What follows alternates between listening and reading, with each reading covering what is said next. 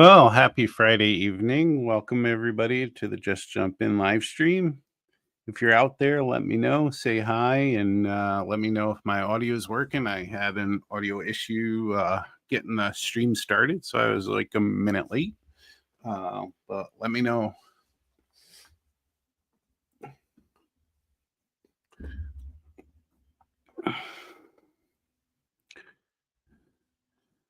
So, who got the virtual cookie? I think it was Brad today. Welcome, Brad. Gopher Girl, how's it going? Tim, welcome. Nice to see you in here. Hi, Mom. How are you?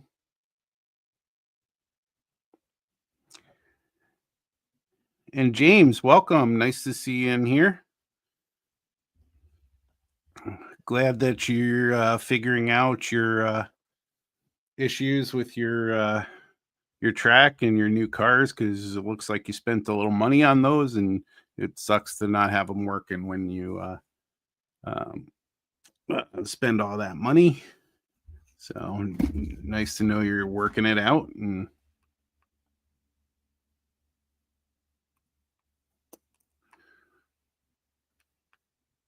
let's see there. All right. So welcome. The thanks for the audio check. Appreciate it. So, wondering if I made some progress, because I haven't showed you all a lot of progress lately. And the good news is, yes, I had some progress this week. I really pushed myself to get some things done. But there's also went a little backwards with some stuff. Last week, I had mentioned the NMRA gives members or member organizations cars, rolling stock, shells, anyway, not the whole car, but shells for clinics. And so I've done a couple of skills days, and I've shown these before, but maybe not all of you have seen them. But they're basically practice cars, and they are these shells, and I have two of them right now. And so you can see, the organizers of the event painted them and put some clear coat on them, so that when we were doing the clinics and the skills days, they were just easy to go ahead and work on. We didn't have to wait for all that to happen. So you can see here, I was doing some. This actually was a blue car. I don't know if you can see that, but it was painted blue. These shells are they're like kind of opaque white plastic, or off-white, and so they were painted blue. But I was practicing for the flat car, so I went ahead and painted this red with the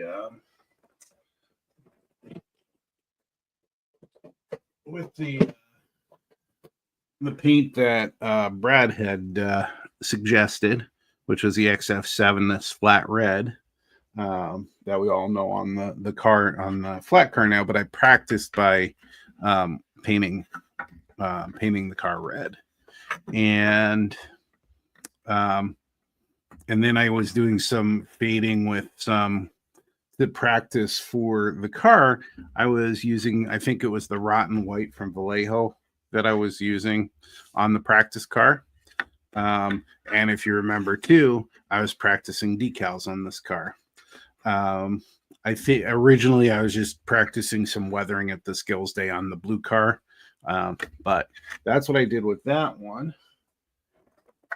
And I don't know if you remember the abandoned depot, but I wanted to practice some graffiti. So this is what I was doing during our skills day. Let's see there. I don't know if anybody notices those. Somebody in the chat should notice these initials. There's a fine mess I made there. And then I was just practicing just writing versus the artistic stuff. And it's kind of nonsense and stuff, but it was all practice. You can see this was a skills day where we were using the taco sauce, the Tamiya panel liner that I was working with and trying that out. And you can see here, I did that. So if you're an NMRA member, I suggest that you work with your division to get an order of these. I think you can get up to 50 of them, I believe, if you just go to their store, and they don't cost anything. They may cost shipping now, but really useful for practice. So I was talking about those last week, so I thought I would mention them.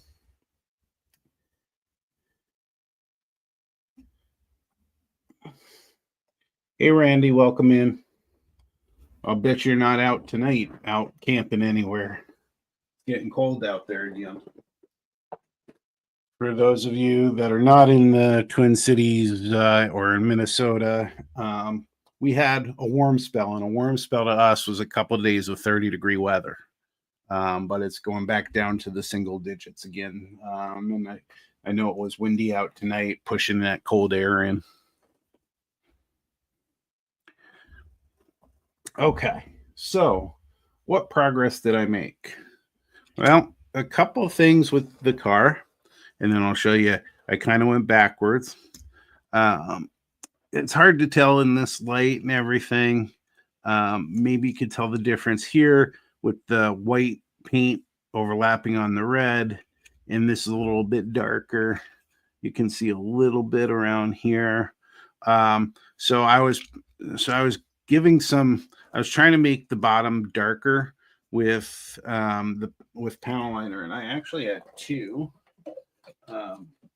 Most people have black, but they have like a bunch of colors, and I use dark brown, and I kind of put them in the crevices and where there are joints and things to give it a little bit of a darker color.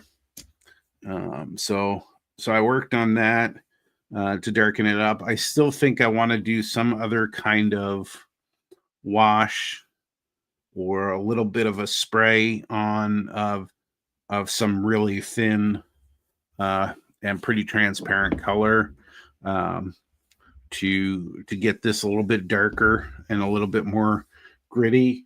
I had done stuff like that in the past, but I couldn't remember what I did. So I've been watching videos again, and I think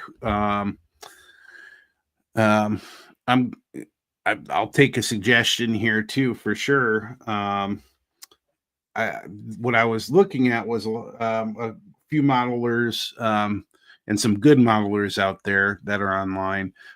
We're using a what is it? It's not a gloss medium, but it is a medium from Vallejo. They called it a glaze medium, and it really doesn't dry with any color, but you can use powders, and I have like a grimy black I have some earth colors that I probably could use, like a dark earth or something like that, or medium earth that I could use under the car. Yeah, I have a dark earth and some kind of medium earth type of powder, and then use a medium of some kind like that. And I want to get that into the corners to give it some character of use, and also cover up some of the glue marks and things like that I couldn't get to scrape out.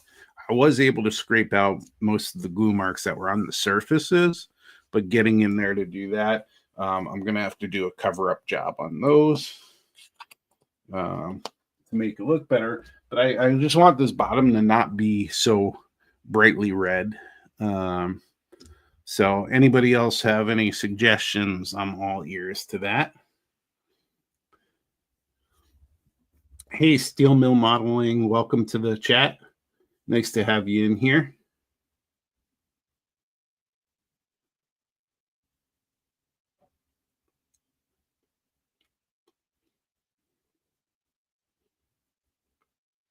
So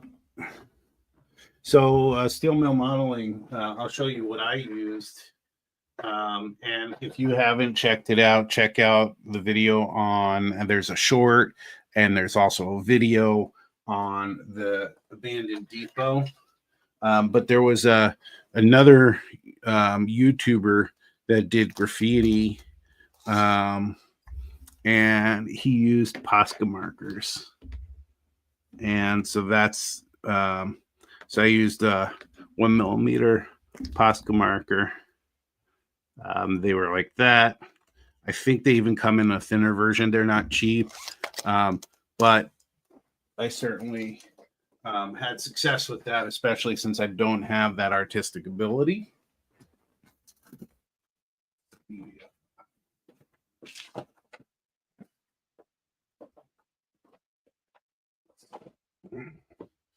Just going to pull out this old guy to show you what I did, and then you can certainly check out the I did use a decal. I tried decals, but then you can see here I was using those markers. Some of the stuff is gibberish. Some actually might have been jabs at some things, or some Easter eggs for some folks. But these were all using the Posca markers.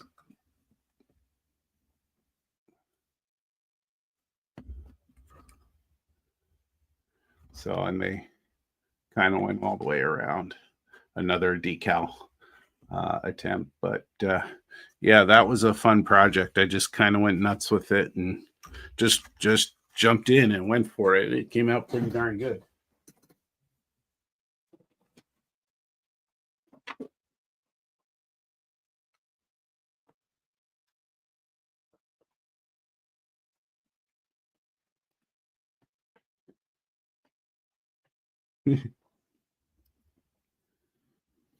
Except you take on and do steel mill modeling, which I've seen your stuff too, and even if it's not artistic, it's pretty darn good. So if anybody else hasn't checked out the channel, they should do so. Let's see here.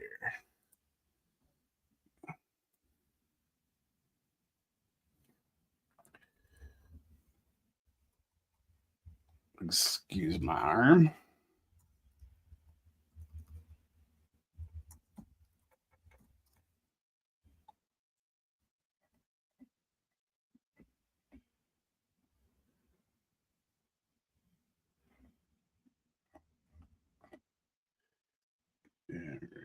Let's do this.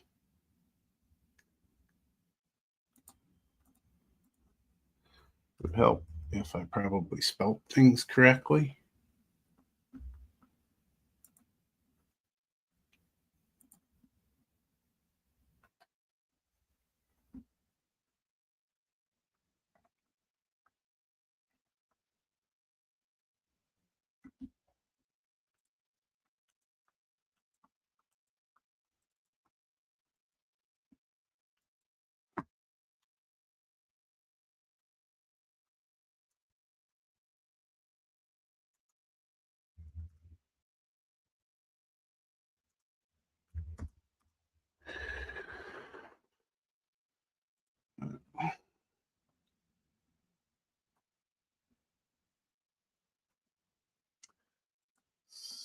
So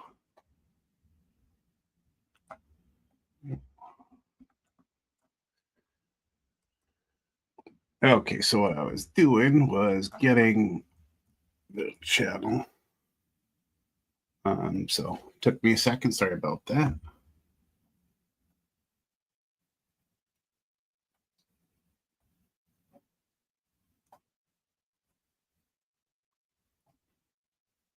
Yeah, modelers make it look easy for sure.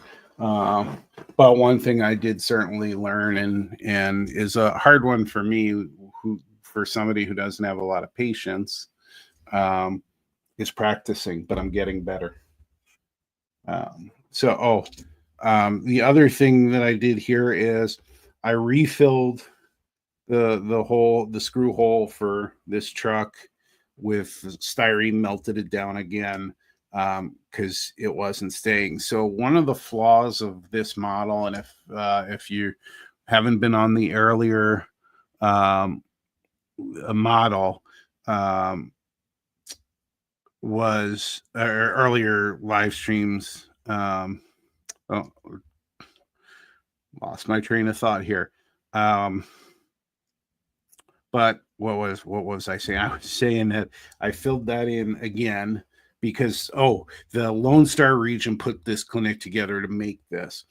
The center beams are apart, so there's room basically for the screw to go down, and the only grab are these two um, pieces of styrene that go over the center beams, and mine actually came out close together, which is kind of good for this. And then they just had you put a piece of styrene over top of that and glue that in place.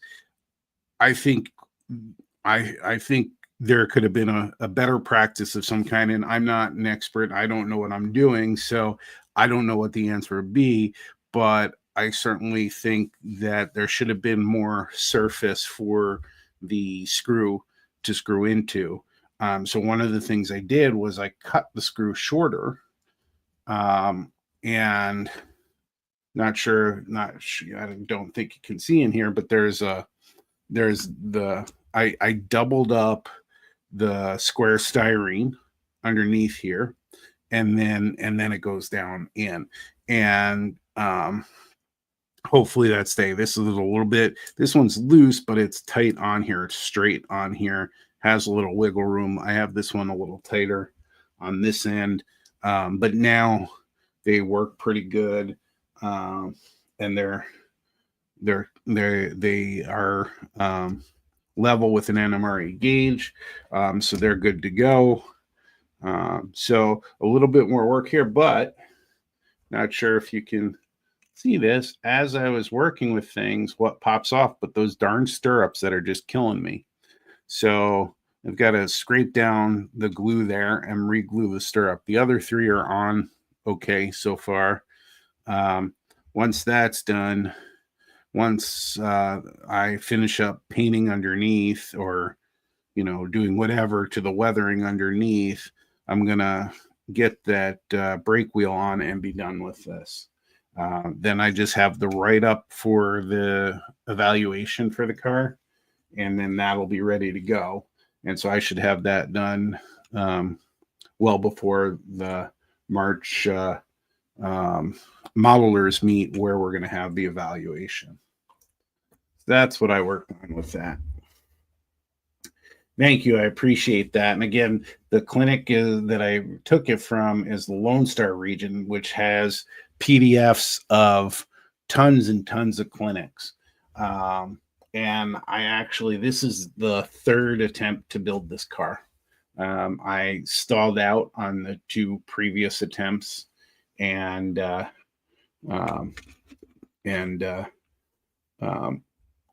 I'm pushing my way through and getting this done. And the way I did that was I overdid it with, I did it too dark with Hunter Line stain, because I had creosote black. So that came out too dark. And so there were lots of suggestions on techniques, but I went with a simple one I know I could do and I've done before. And I've just dry brushed it with a burnt sienna and a white. And I use that rotten white, which seems to be my favorite white color for painting stuff.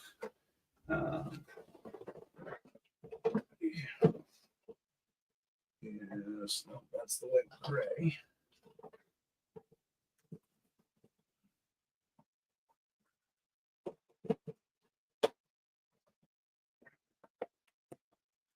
So the white I used is this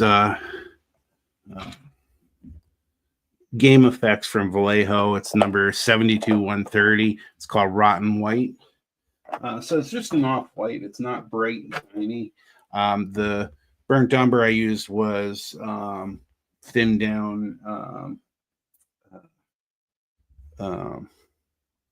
not thinned down, I'm sorry, just dry brushed craft paint, burnt umber craft paint, and then this, and then put them in different order on there.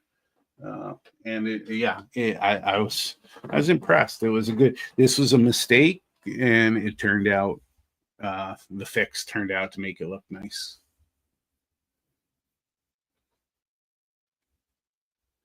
Um, so I am gonna. You have to add a load to this. There's no place to put weights on here. It's the lightest thing. If I handle it too much, it's gonna go flying out of my hand. So yes, I'm gonna put a load on here, but figuring out what that is, I haven't done that yet. What I'm modeling for the AP certificates and hopefully eventually for big layout is through modules is the Northeast Corridor in New Jersey. And they did have a number of flat cars.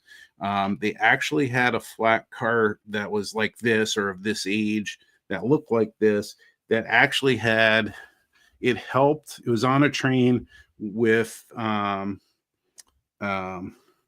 catenary wire coils and catenary maintenance engine and those types of maintenance away for them. And it had these things where it had some kind of what looked like a generator or something electrical that was about half the car, and then it had poles on either on all the corners and had a level up at the top on top of the poles. Um, there's a couple pictures of them out there. And so I don't think I'm going to do that with this, but this could certainly easily have ties on it. It could have rail on it. It could have garbage on it. You know, but I'm going to need weight on it anyway. So whatever I do decide to put on it is going to be my weight for it.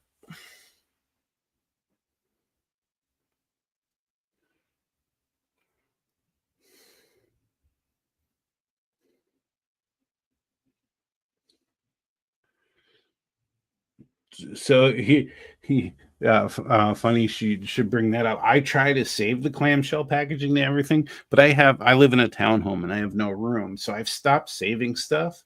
But I did a tarp project not too long ago, and I actually used tops to um, the tops to medicine bottles just to try it.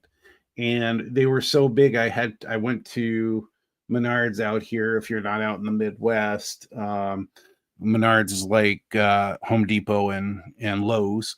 But their owner, Mr. Menard, um, loves trains, so he's put out um, um, rolling stock and buildings and things cheaply. He's had them made cheaply.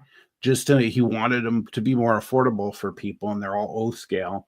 So I grabbed a package of flat cars. And it was two flat cars for like $25. Um, and I did that. If I get a minute here, I'll go grab that. It's in another room.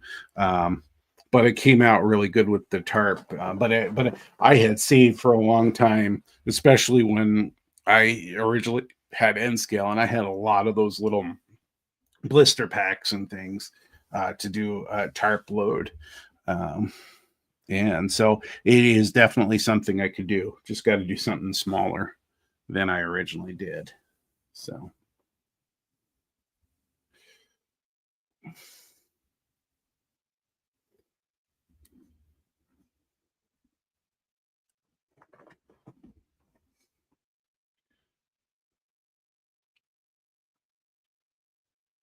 So yeah, I would check it out.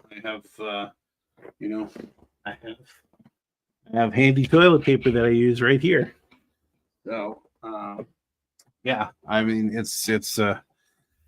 it was fun to do, and so Yeah, it would be a good. It's also makes it, if you did that with like a blister pack, then you could just put weights. I have the tire weights. I have a box of 250 tire weights I got from Amazon. You put those in the blister pack, put it down, do the tarp over top, and you're golden. And then you could do it to the weight you need for it. But yeah, so we're almost done with this. If I could stop having things break while I'm doing this, that would be good. But we're real close. And then, like I said, then I have to. Oh, the other thing is, and this kind of popped up a little bit still. I had a problem where a bunch of this either unglued or didn't have enough glue on it, so I re-glued that. And if anybody's interested in how I held it down, I did it with a couple of these little guys, these little plastic clips that you're able to. I was able to, on the ends that it was, just clip them on something like that. It was flat, so it was easy to do. But I used those. All right. So the other thing that I was struggling mightily with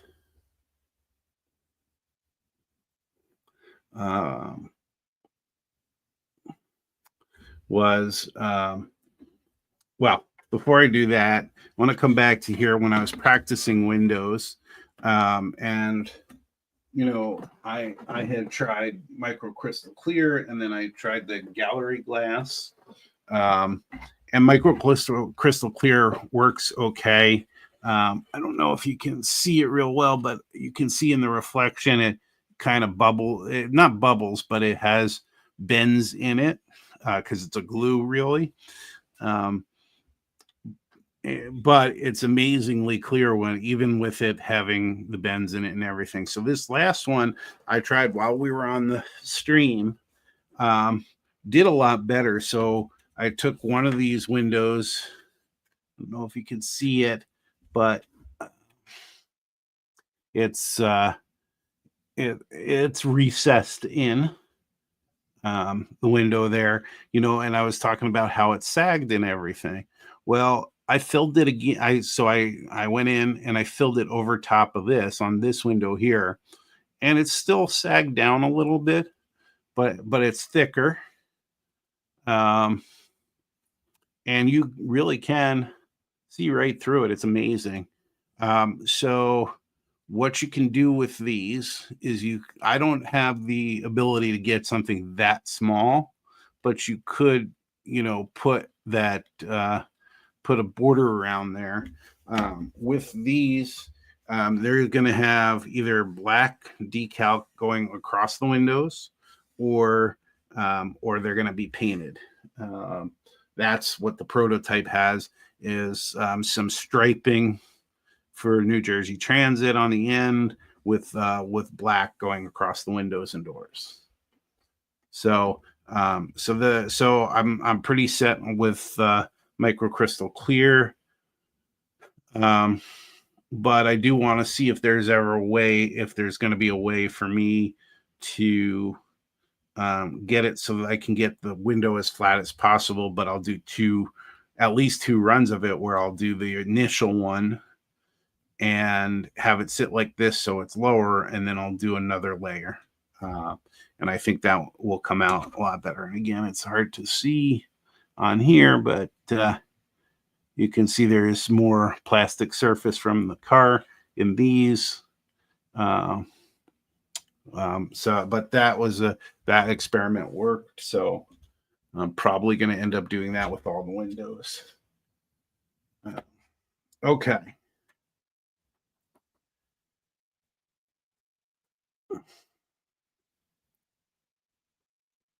Deluxe Materials glue and glaze stuff. I'll have to check that out. It was hard to get Deluxe Materials since they're European company, but they have distributors now out here, so I'll have to check that out as well. Okay, so let's pan out a little bit. I have so many wires that are flapping around, even though I've grouped them and taped them together. I put some tape on here so they weren't going everywhere. And the reason is these right here, I've been struggling with the ditch lights for a couple weeks. I finally cut enough space carefully enough where I was able to get the ditch lights in and glue them in. And I tested them and they both work. And they don't look great. They don't look boomer great or anything. But they're in there and they're ready to go. Again, they work, which is the most important part. I did put microcrystal clear on them and I tried to make a little bit of a concave out of them. Don't know that they work that well for that, but they're functional. And you can see I'm going to still have to come back and cover those up and do some repair around it and do another bout with the putty on both edges, because this one was a hard one to work with, but they're in there and they work, and that's what's important. So all of those lights are in there. So the only other lights to add to this, which I kind of want to do, I want to go full tilt with it. I don't know if I will, is the beacon lights, and that will just be drilling some holes, and I'll need 2 holes to be drilled, and then have some kind of what do you call that? Like tube. There's clear tube that you can use to reflect the lights, but then I'd have to mount 2 lights in here, and there's not a lot of room with the lights that I used. Kind of made a mess of it in there. So if I do that, I do that. If not, it'll just be one of the details. That won't be one of the details on here.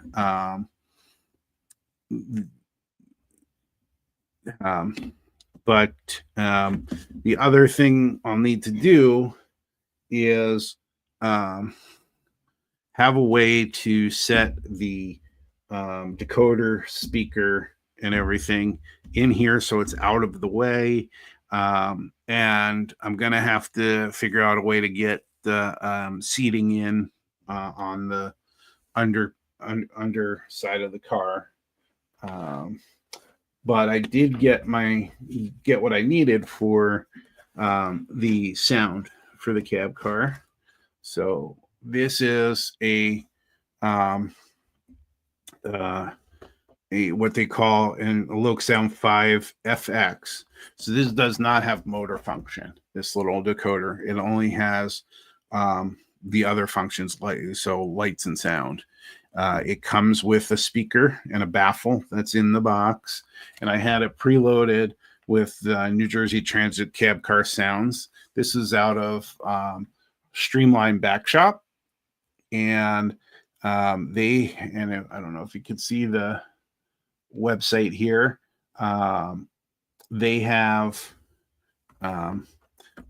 excellent prices on this stuff. It was one of the cheaper I found. This is going anywhere from $85 to $99. And I think the Loc Sound 5 decoder, which has the motor control, was somewhere in the 120 range or something like that.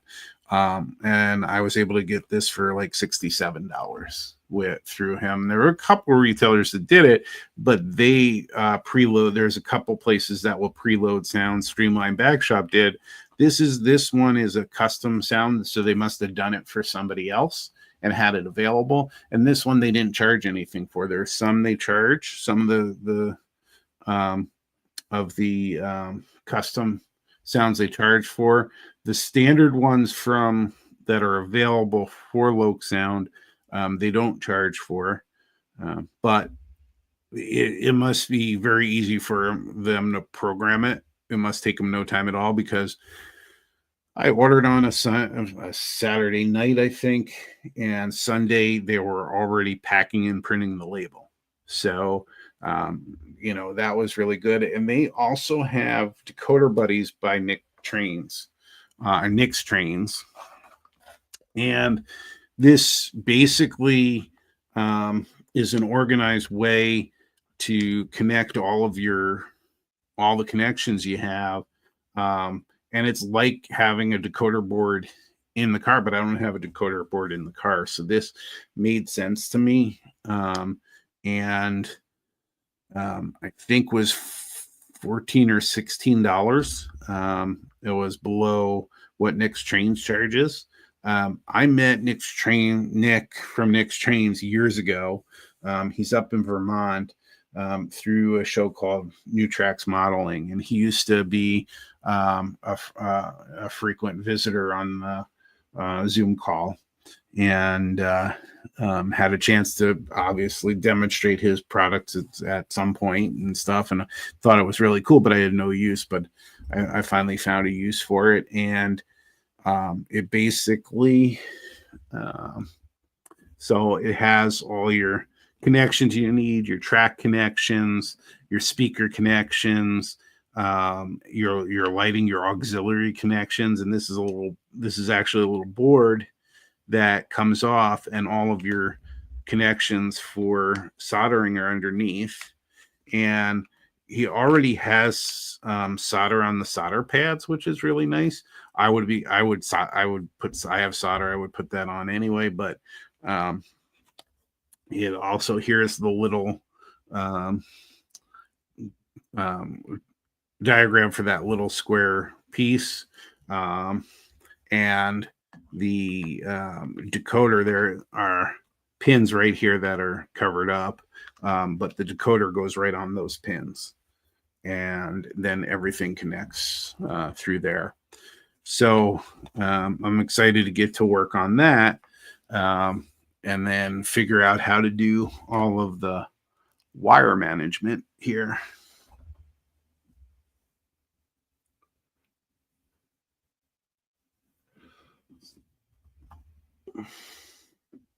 Yeah. Well, I'm way behind here. Yep, I know. Yep, Yankee Dabbler has that, and I actually was to their store. My mother lives about a half hour, 40 minutes from their store, so we were able to go in and see all their supplies. It's not really a store to walk through. It's mainly for their mail order, but you can buy stuff when you're there. And they had a whole bunch of deluxe products, but I was going home on the plane. I didn't, so I didn't really buy anything, but they had a whole supply there. And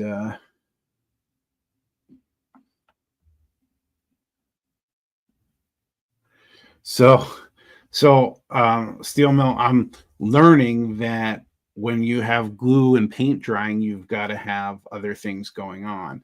So the main projects are the two cars. So what I'm trying to do is earn all of my certificates in the AP program to become a master model railroader with one project overall in mind, and that's the New Jersey Transit's Northeast Quarter, or the Northeast Quarter in New Jersey, looking to do from Trenton Station to Penn Station in New York City. And so all the cars have to do with that. So like the lettering on here is not very good, but it's New Jersey Transit Railroad, so NJTR. This is, I'm building a cab car. This is a scratch built cab car. I found like 5 of these cars or 4 of these cars, and so I'll build them out. For the cab car is the most intricate. The other cars, you still have just as much work, I guess, but I think just getting the cab car to work like a cab car. So, but I'm learning that I need something to do when things are drying, and I get a little. I Gopher Girl will tell you I get a little antsy a little frustrated when I'm sitting there waiting for things to dry. So yeah, so that's what I'm doing, and that's why I'm doing these things.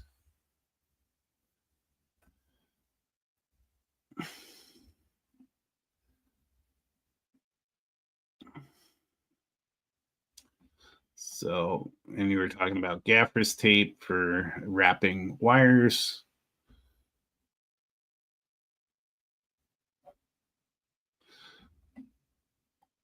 So luckily, Gopher Girl doesn't love me using power tools, so she doesn't give me a lot of honeydew projects. Just a few things that I'm able to do without destroying the house. That might have been by design on my part. So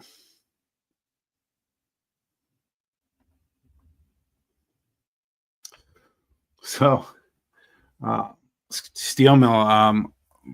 Many years ago when I was younger, and it wasn't for me, it was really for my brother, I believe. My dad had built like a figure 8 of HO scale track, and we had a bunch of Lionel HO scale stuff.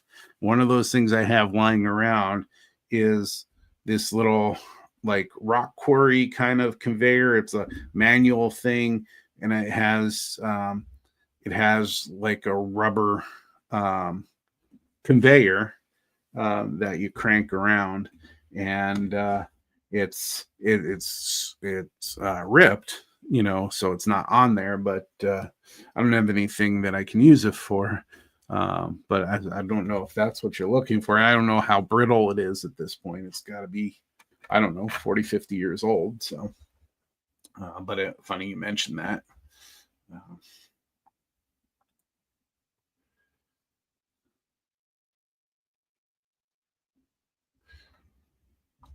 Randy, is gaffer's tape small enough to use on modeling projects like you doing N scale?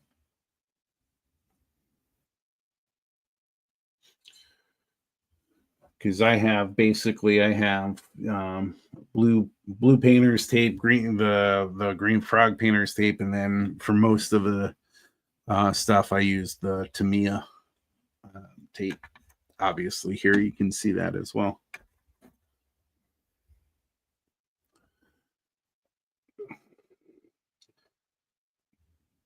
The other thing that I continue to work on is 3D printing. After getting a Bamboo Labs A1 3D printer, I'm always looking for models. I'm looking to connect with people who do that stuff, and I'm learning as I go. And I just recently printed a flat, not a flat, a open gondola. I haven't put it together. It's pretty basic. It has some good detail on it, and it's a filament printer, so but it's good detail and it printed out pretty easily. And I just have a black or a dark filament or something, and I was just trying it out, and it's only a few parts to put together. So I'll have to show that at some point. But yeah, so I mean, yeah, I've got a few projects going on, but I've got kind of a target in mind. I'm trying to stay the course, and trying to keep moving forward, which tend with learning model railroading has tended to be my problem, where I would try something new and then I'd be done with it, and then I'd try the next thing and then be done with it. So I'm really trying to stay the course, and it really pushes your patience. Well, my patience when I'm doing that. Let me go. Let me go grab something.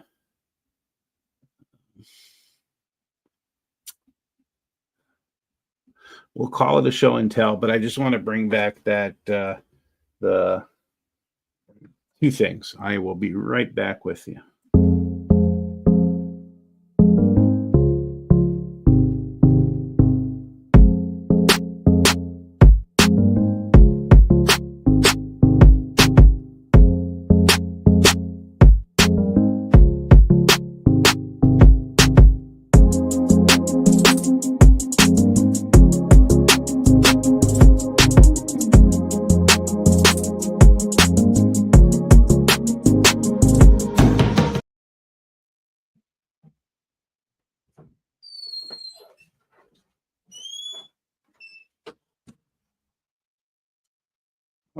I didn't loop that, so well, I'm back anyway. Sorry about that. You had to stare at nothing, but so this is the open hopper car, and it's in black, so it'll be hard to see, but it looks like it's going to go together pretty easy.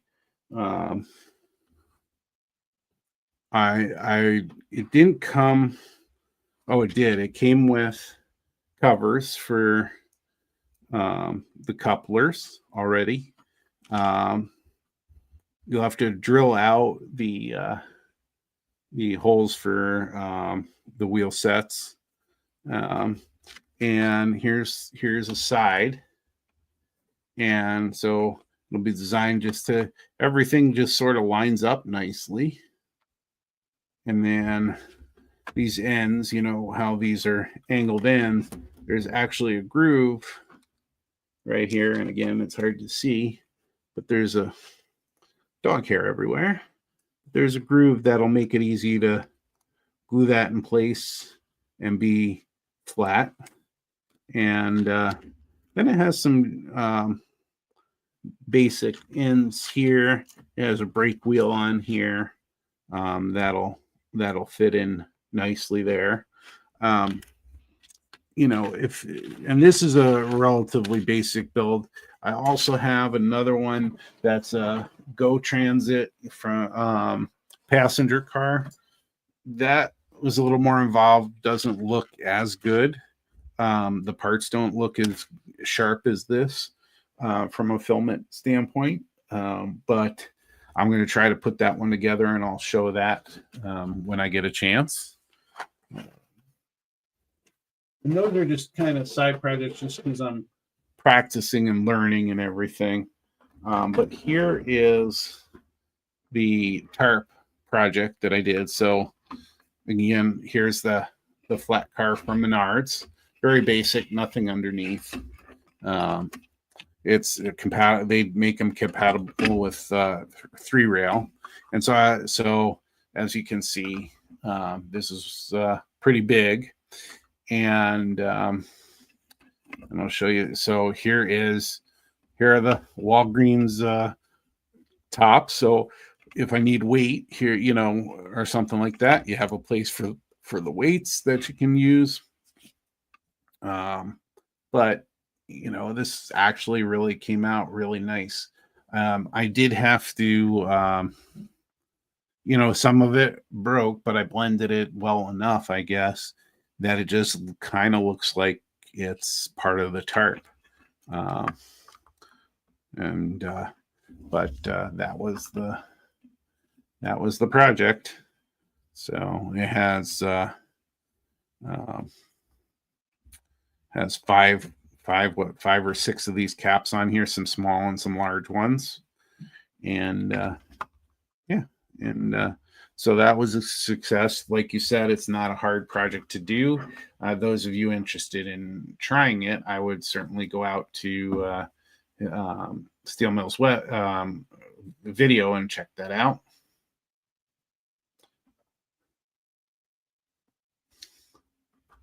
So I would have to, I try to get everything for free because I'm miserly like that.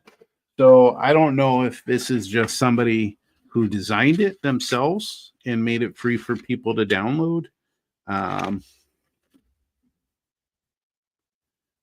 But you know, I can see if I can find it. I decided I was going to print another one. Let's see here. I don't know. I don't remember what website I got it from. It was probably Thingiverse. Thingiverse.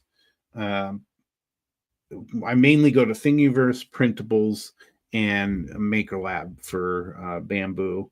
And this is just you can print the parts individually, and I don't know if there's a difference in those, or you can print them as one plate. And so that's what I did. And it's just called hopper_car_01-ho_scale_complete. And so it's one of the plates And if if I remember to go back and find out who did it, I can let you know. But my guess is I probably got this on Thingiverse. Um,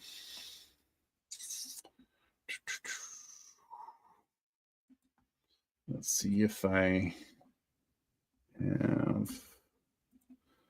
have any more information on it.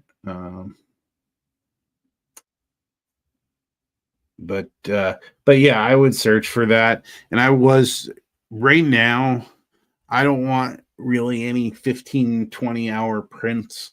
I'm not ready to sit there and wait. Again, patience. Not ready to sit there and wait for something like that. Um,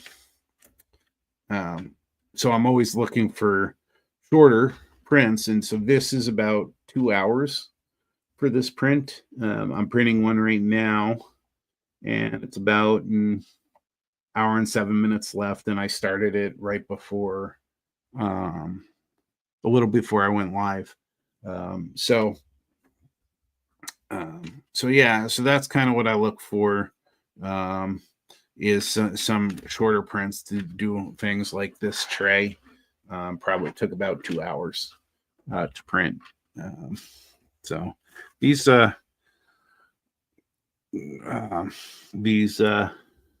trucks don't look bad either. I mean, they're solid. Hard to see in the light, but they're really solid. They're not like, this would have been, I did this with PLA. I don't know what and it's one piece too also. So it'll stay solid, and I'm sure it'll work nicely. I haven't tried it. Do I have any wheels here? I haven't actually tried to put wheels in them. Well, let's take a look if they go in easy. So with even with solid 3D prints, if you those go in easy. They don't spin easy on here. They work okay. They just don't spin easy. So you might have to mill out the. I don't have that tool from Micromark, but you might have to mill those out a little bit to make them spin better. But these are Intermountain 33-inch wheels. I mean, it rolls fine, really. Just it could be a little smoother, which will be a nice thing to probably have. It's rolling away on its own. Graphite, which I have a supply for the world. It was a little big. Haven't measured it on here, but these seem to. Yeah, you see, they don't roll perfect, but they seem to fit the track on there. So pretty cool. So we'll see this go together as a side project while other glue is drying, and paint. I'll paint this up. I'll lighten this color up. Maybe use a silver on it and keep part of it black, like some of the cars out there. I know BNSF has ones where their sides are green and silver, so maybe I'll do something like that, but we'll see. So yeah.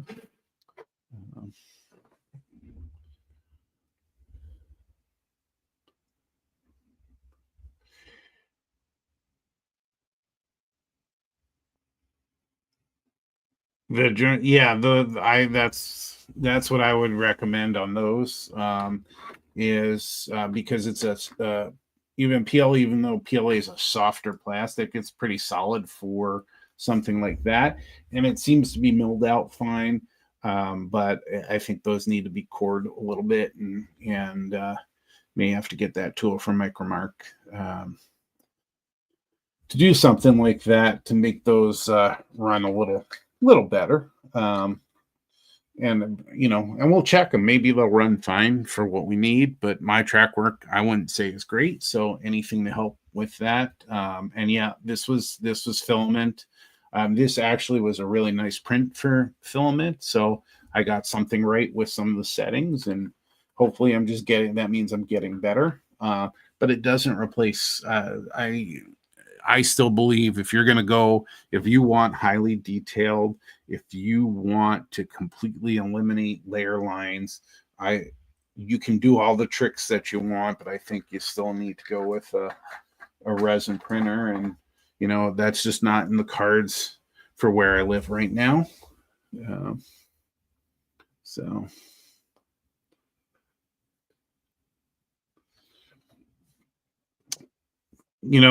the big thing, I suppose it's shrinkage too. It happens with filament, but there's curling. So I didn't believe that you should have to use glue on the print beds, but it really works. The downside to the glue is you have to clean it up. Otherwise, whatever's on the plate doesn't look so good. But I've also there's a new kind of super tack cool plate from Bamboo that I got that doesn't seem to need it. And everything seems to stick well. And I haven't had problems, so that might be helpful. But I got a big pack of the Elmer's glue sticks, and I use them. Otherwise, things tend to curl up on the ends when you have long or large prints on the bed. If there isn't proper supports around them, or any supports, they'll tend to curl up on the edges. So it didn't happen with this tray, but this tray would be an example of something that might curl up on the edge because it's a really thin layer here. It's probably two layers of filament, and that'll tend to pull up and curl for whatever reason.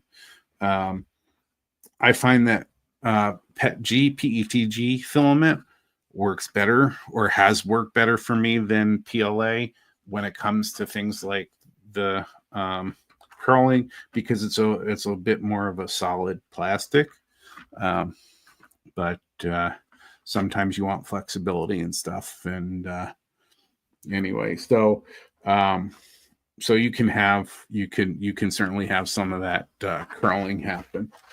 So you have to watch out for that. And so the main fix seems to be the glue on filament.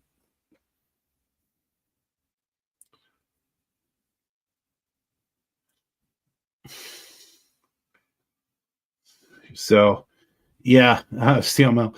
My floor is the great abyss. I don't let the dogs in this room. I don't think they'll really eat anything on purpose, but they're always sniffing, trying to find food, and they're always going through trying to find stuff on the floor and everything. And my carpet in here has it's not shag, it's not close to that, but it's a little bit raised up. So anything tiny gets lost. The great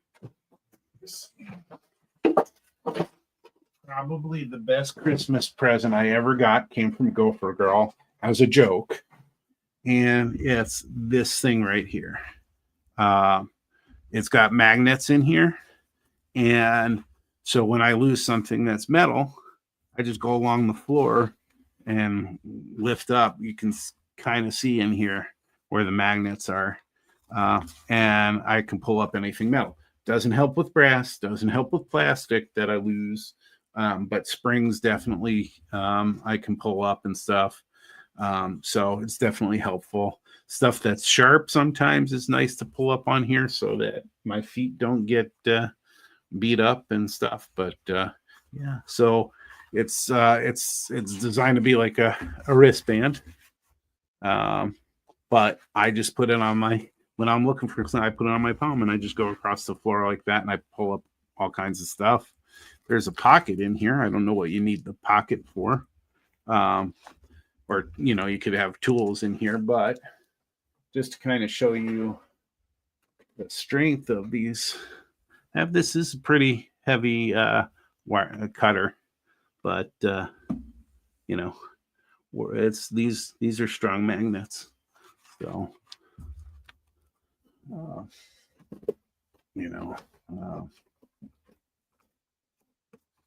this little no, this one's a little heavy. So that one doesn't stay on as well, or it's not, or maybe it's aluminum or something. I don't know. That doesn't quite stay on, but tools do definitely stay on here. I don't use it for that. I use it for finding my metal stuff on the floor. So there you go. So as I'm going along the floor, do that. Best Christmas gift ever. So was a joke gift. So thanks, Gopher Girl.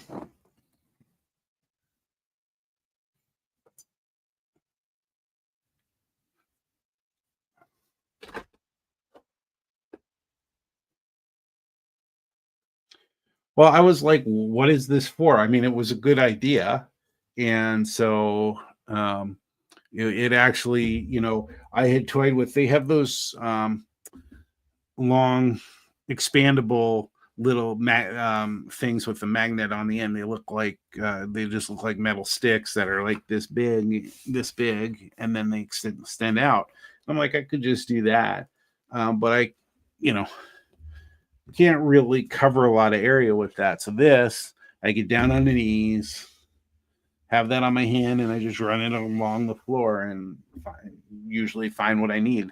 Usually it's screws for the trucks and things like that. But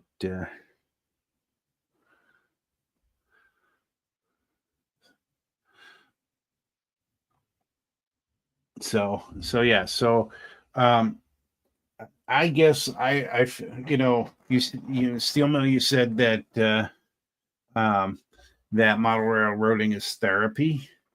It might be. I don't know if I've seen the positives of it yet. I feel stressed a lot with it.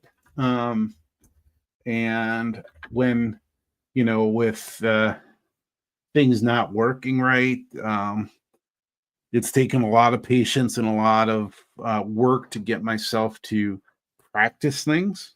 That was necessary evil. And I get frustrated sitting and waiting for things to dry. So I've been trying to work on having multiple projects so that I can move on to something else. But then I go through if I, I'm working stiff. So if I have a lot of working hours in a week, I don't do as much modeling. I get a little tired, and so it takes me a lot. I do get frustrated on Saturdays. I'm up early every day. Gopher Girl's a night person, so she sleeps in. And so I have time to do stuff, but I'll get frustrated myself if I'm not moving in the morning and doing something and I'm just sitting there. I'm usually watching YouTube videos, usually model railroading videos, but then I get frustrated. There's a Saturday morning live stream with a couple of model railroaders, and I'll sit there and watch that. And it's just them talking. It's like, why can't I be doing something while I'm talking? So I get a little frustrated with that. But the fact that I'm as far as I got with this, there is enjoyment in it. When a project goes right, like this one, that I just decided to try a new method, and it went well. There's great enjoyment in that. And so I hope other people try stuff.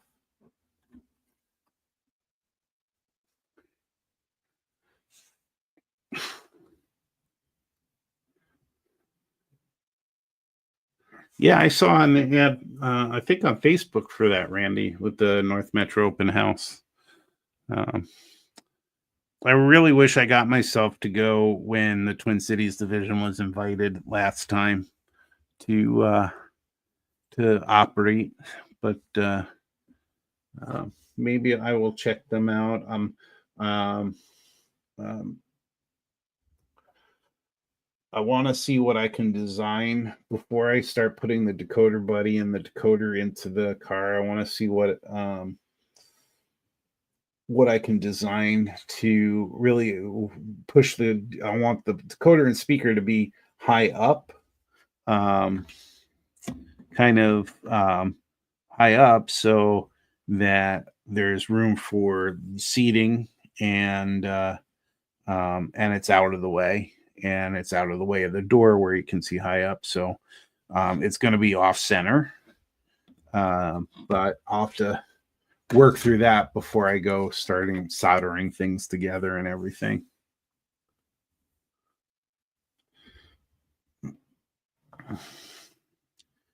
So I'm at the age, steel mill, where definitely not anywhere near retirement, but the body says you got to go up and get up and go to the bathroom, and then the dogs say we're taking over your bed.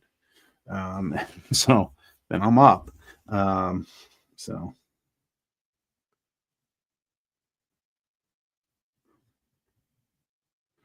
for hot glue for the decoder, for placement, I was actually, if that's what you're referring to, I was actually thinking, well, yes, I certainly want to, you know, I think it would be, you could use double stick tape, you could use glue. But what I was actually thinking was building kind of a bed that comes from the bottom upward, um, possibly, behind, so it's not in the window area, but behind there, um, and then just print something out, so that it just lays on there, at the top. Um, Otherwise, yeah, I would stick it actually onto the top with something.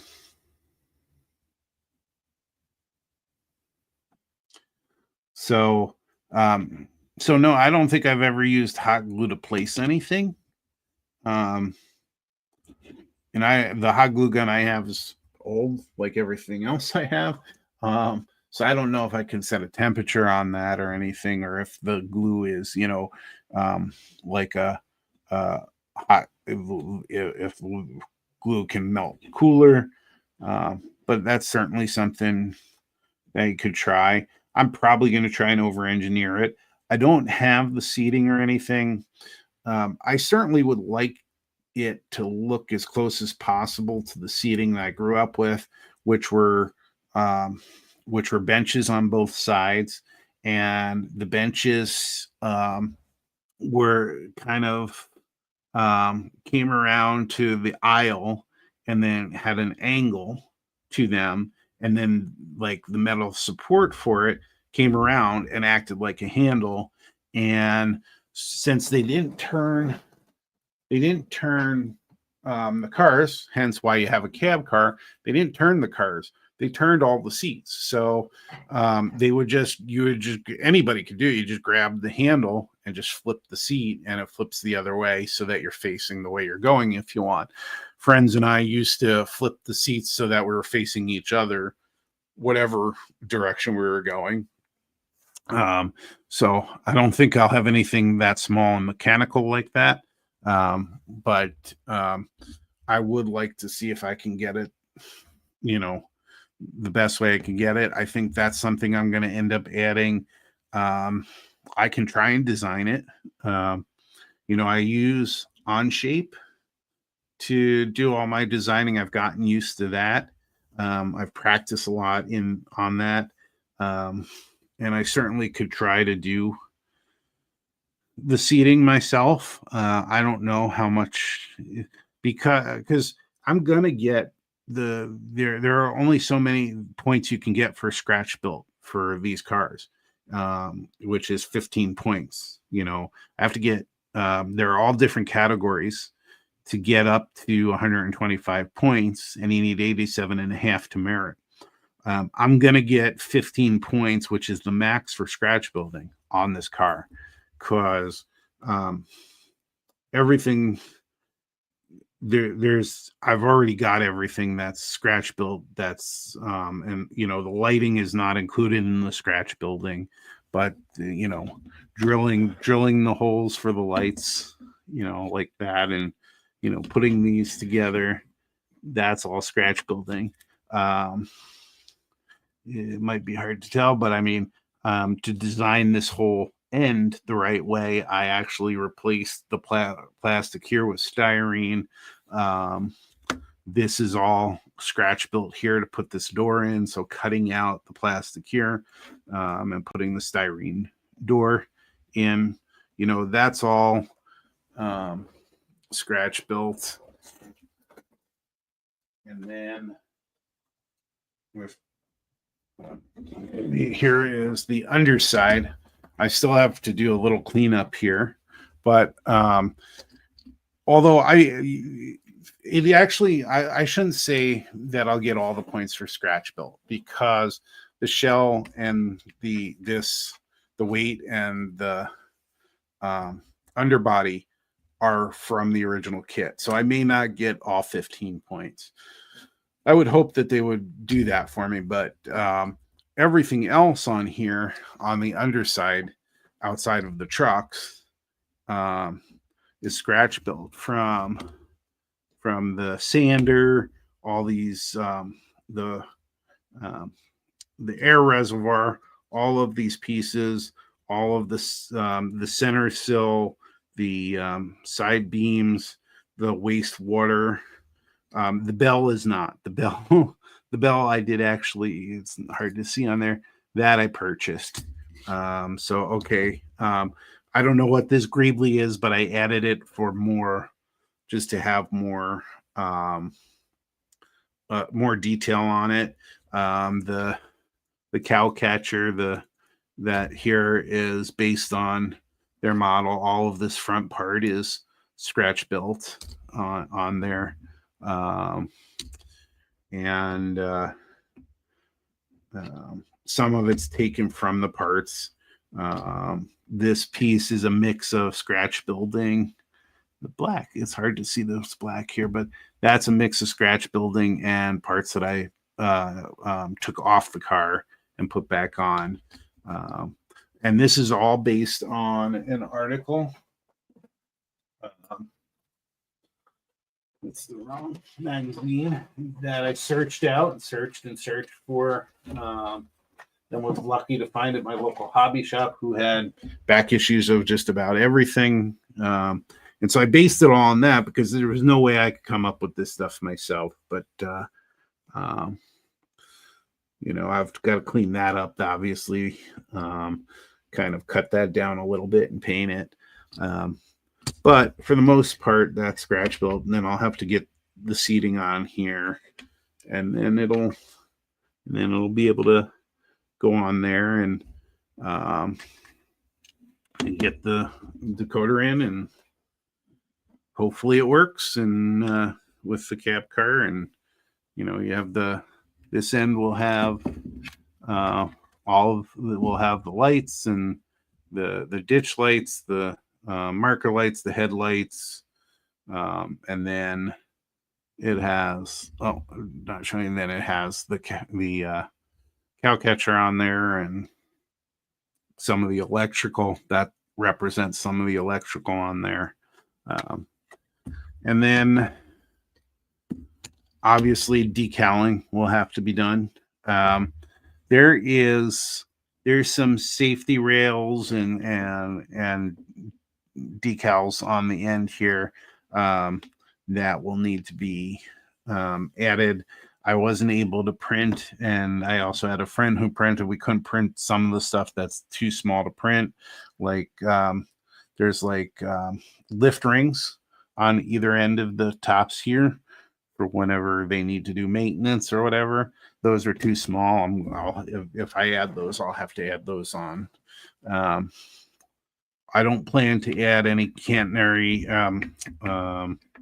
any what are those? The losing my words, but um, what connects to the catenary. Um, I don't plan on putting those on at least this car. I might attempt that for another car. The engine I have that I would use with this already has them on there. Pantograph. Why couldn't I think of pantograph? Um,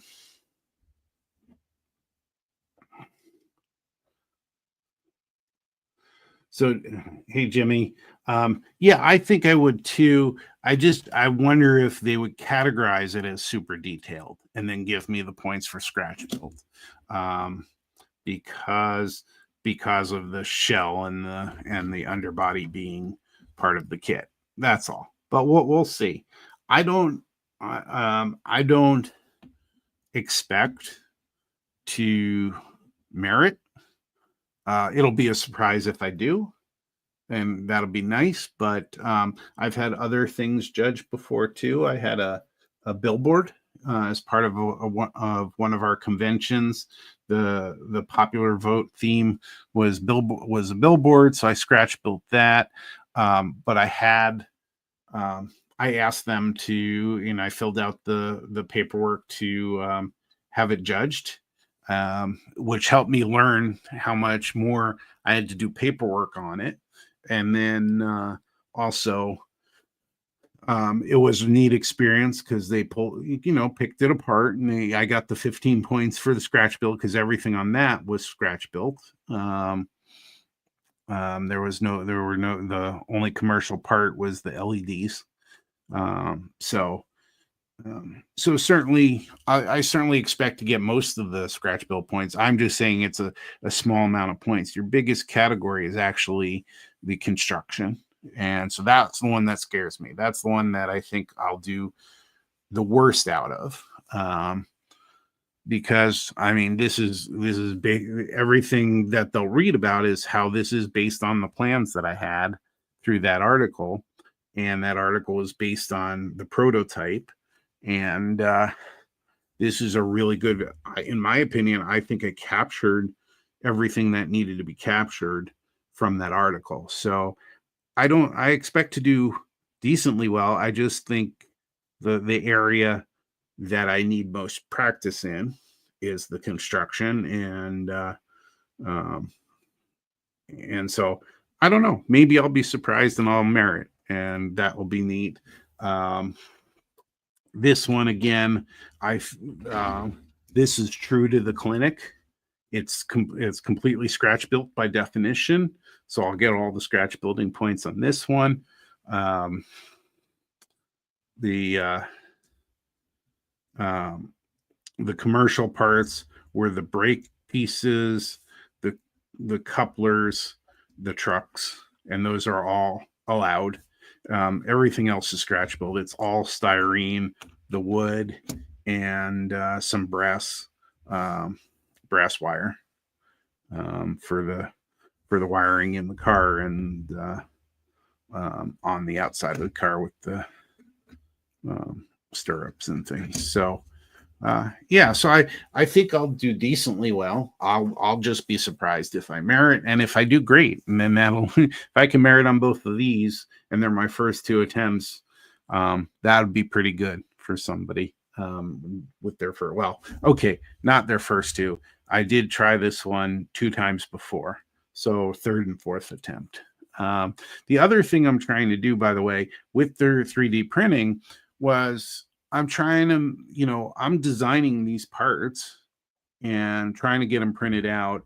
I just recently got the smallest nozzle, so I'm going to try again to print some of these parts that didn't print out well. So this one in the middle is designed to have wires go into it. Don't know if you could see that close, but I actually wanted the wires to the brass wire to go through it if I could, and so I designed it to in Onshape. But when it printed, it didn't print the holes; they were too small. So the last attempt at that is the O2 nozzle, and if that works, great. If it doesn't, then at least I've tried it. I had problems printing this. The rest of the cars have just the small air reservoir, and when I tried to print that out, it didn't print with the O4 nozzle. I'm going to try the O2 nozzle on that. This was the first piece I built, and this is actually has a raised surface to it. And the O4 nozzle, could barely get that raised raised part. I did in a couple colors to see if and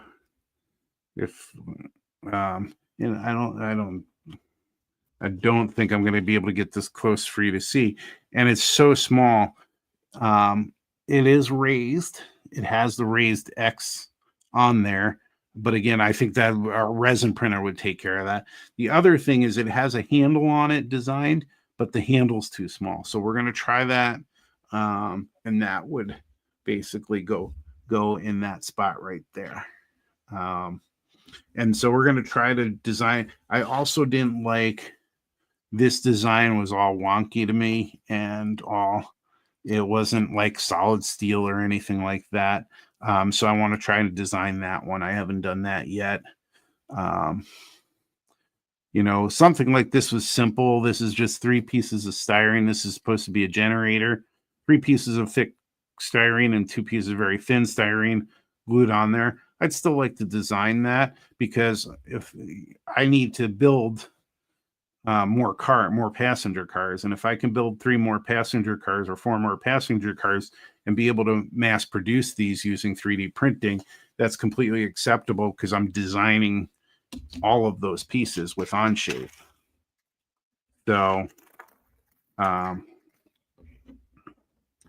we'll see how that goes with I'm going to have to get back to trying to print with the O2 nozzle instead of the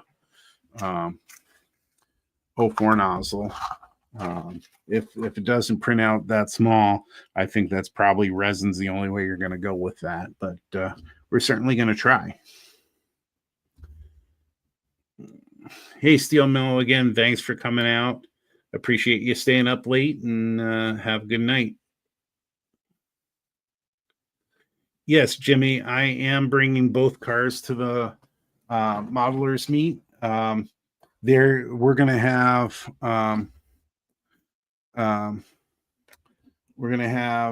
Tom, who's an MMR, and Dave Hamilton, who's an MMR, and our division AP liaison. They're going to be there to evaluate people's models for the AP, which is a new feature that we'll have at the modelers meet. So I'm definitely bringing the cars. So I have a deadline of March for that. So this one's definitely is almost there. Just a couple more things. Of course, I'm going to break as I go, but we'll get it done. We're getting there. This has a little bit more work. I have to repair some of the small pieces. I've got to kind of fix that up with the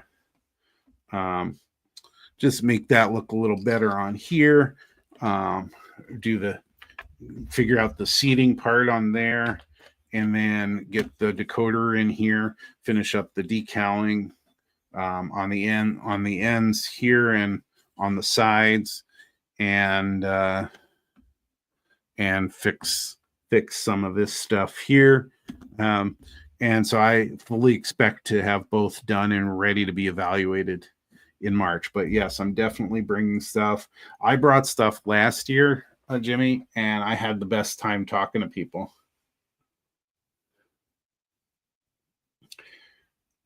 Yeah, and I don't know what I can't remember. I brought mostly structures last year.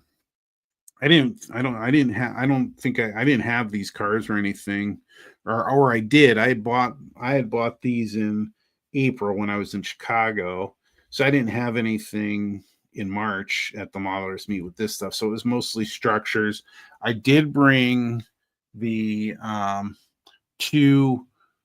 first two attempts at the New Brunswick station, which is going to be the center of my layout. which is the station I grew up with. I brought that last year with what I planned to do with the layout and some information on that. So I plan to bring stuff this year, but my main goal was to make sure I had the 2 cars to evaluate, because one, I want to get them evaluated and everything, but I also want to encourage other people to do it. So I'm willing to step up and have them use me as a guinea pig, I guess, to have them evaluated and go through the process, and be happy to talk to anybody there. The first time I went to the modelers meet was during the pandemic, and I thought that was the coolest thing with all the online um, clinics. The fact that people like Michael Gross showed up to that out of nowhere, and that was really neat. And then I went to the next one when we were in person, but I just went to all the clinics, and I had gone through and walked through the room with all the models and with all the modelers in there. And I'd gotten there early too, and people weren't set up, and so I'd walk through, and then I'd be waiting for clinics. And I didn't know people really yet at that point, and I wasn't as I'm generally a lone modeler, but I'm starting to talk to people and things, and so I ended up just going to all the clinics, and then last year I set up a table. I believe Randy was there with me with his stuff, and or was that Damien? I can't remember. Oh, I think it was Damien with the N-scale 3D printed stuff. And I stayed mostly in there. I think I made it to 1.5 clinics last time, and I was just talking to people, and then I'd walk around and talk to other people, and it was a different event for me last year, and it was really fun. And so I will see what I can bring. I'll probably bring the abandoned depot with me, and some other projects to show what I'm working on, but also plan to have these ready to be evaluated. Yeah, and everybody does give great advice there, or give advice, and some great and maybe some not so great. But the biggest thing for me is I get so jazzed from those events, and I come home, and then I got something to do or someplace to go or whatever. I get kind of bummed because I can't just sit down and watch and do model railroading after those events. But I really have a lot of fun at them. So I plan to be there. So come say hi, and show me what you're modeling too when you're there, and everybody's going to have a good time. So I've been rambling on for about 1.5 hours. I was hoping to show you hoping to get the print done. It's only about 75% done. Still has about 30 minutes left. But I wanted to see if it'll print again at the same way, it printed the first time, and get another good result out of it. But anyway, I want to say thank you for sticking with me through the 1.5 hours, seeing my updates. I'm really kind of happy to have some updates and have done some work this week, and I'm going to continue on with it. And I hope that you all, just try something. Just jump in and try it, and you may like it. And if you do, go with it. If not, try something else, but just jump in, and have a great rest of your night, everybody.